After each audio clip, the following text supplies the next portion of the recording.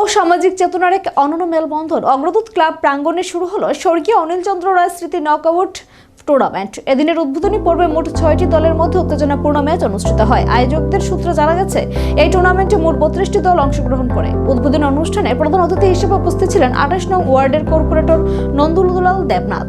পাশাপাশি উপস্থিত ছিলেন স্বর্গীয় অনিল চন্দ্র রায়ের সুপুত্র অমিত কুমার রায়। এছাড়া উপস্থিত ছিলেন অর্গানাইজিং কমিটির সেক্রেটারি সুব্রত চক্রবর্তী, সিদ্ধ চক্রবর্তী, কনভেনর তরুণ বিশ্বাস, বিজন দে সহ অন্যান্য বিশিষ্ট ব্যক্তিবর্গ।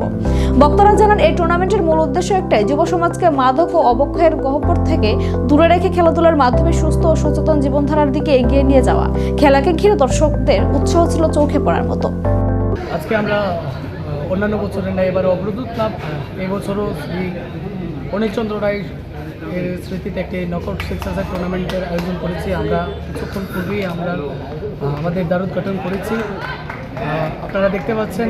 এবং আমাদের যে বার্তা ছিল যে আমাদের যুব সমাজকে কীভাবে নেশার পরাগ্রাস থেকে বেরিয়ে এসে একটা ময়দান আমরা উপহার দিতে চেয়েছি।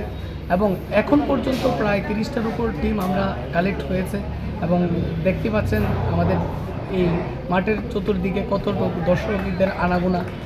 আমরা শুধু একটাই বার্তা দিতে চাই, একটা ক্রিকেট টুর্নামেন্ট একটি খেলার উপযোগী মাঠ আমাদের যুব সমাজকে আকৃষ্ট করে এবং আমাদের উদ্দেশ্য এটাই আপনারা দেখতেই পাচ্ছেন। এবং আপনাদের দ্বারা একটাই অনুরোধ থাকবে, আমরা আগামীকাল পর্যন্ত আমাদের এই টুর্নামেন্টে আমরা নাম নথিভুক্ত করার জন্য রেখেছি। আপনারা আসুন, এই খেলাতে অংশগ্রহণ করুন এবং খেলাটাকে আরও বিশালভাবে আমরা কীভাবে বিস্তার করতে পারি সেই নিরিখে আমাদের কত টাকা খেলার এন্ট্রি ফ্রি মূলত 1000 টাকা আমরা এন্ট্রি ফ্রি রেখেছি। এবং আমাদের